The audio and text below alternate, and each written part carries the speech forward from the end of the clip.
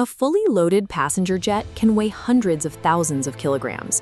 Forcing something that heavy off the ground and up into the sky requires an almost incomprehensible amount of forward force. If you want to accelerate a car, the engine turns the wheels and the tires grip the solid asphalt to pull the vehicle forward. But thousands of feet in the air, an airplane has absolutely nothing solid to grab onto. It is a common misconception that a jet engine works by pushing its exhaust against the air behind it, like a swimmer kicking off the wall of a pool. That is not what is happening. Look at this simplified setup.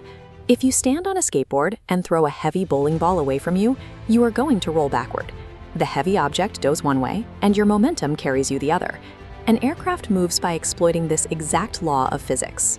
Except, instead of throwing individual solid objects, an aircraft engine continuously gathers the surrounding atmosphere and hurls a massive, unbroken stream of air backward.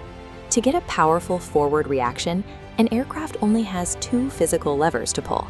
It can change the total amount of mass it throws backward, or it can change the velocity at which it throws it.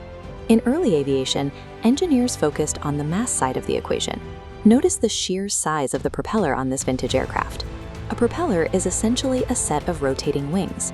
As it spins, it grabs a massive column of air and sweeps it backward at a relatively modest speed. This is a highly effective way to move a lot of mass, but propellers hit a strict physical limit.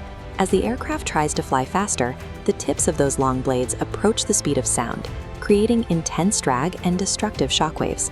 Propellers were brilliant at moving heavy loads. But to fly faster, aviation needed a completely different machine, one built entirely to solve for velocity.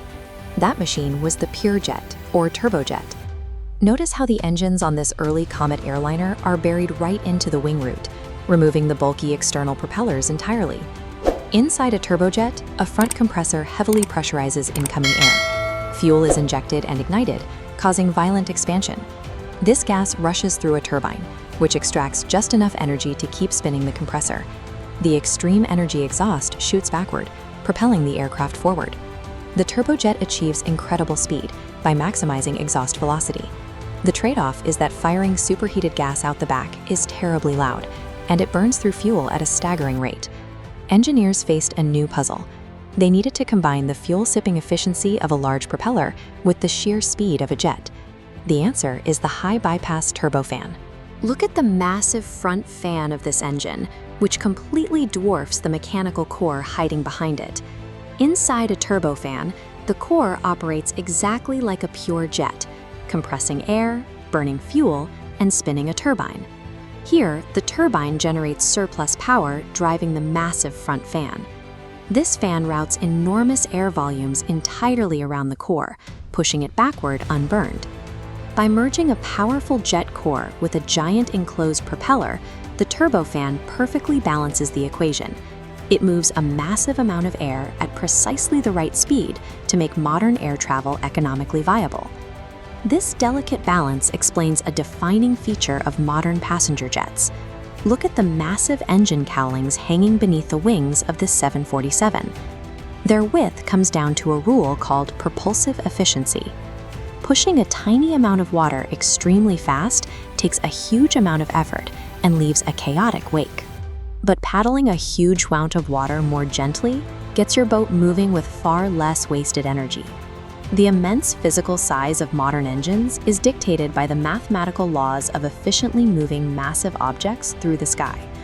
Of course, when raw speed is the only goal, efficiency takes a back seat.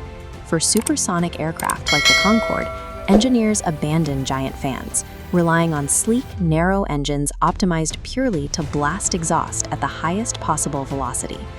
And if you want to fly where there is no atmosphere at all, you have to bring your own air. A rocket carries a heavy load of liquid fuel and oxidizer to create its own violent exhaust plume, throwing mass backward into the vacuum.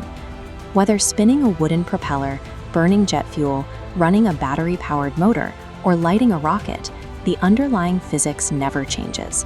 An aircraft never pushes against the sky. It is a highly tuned momentum machine, carefully gathering mass and violently throwing it backward, so that the strict laws of physics will push it forward.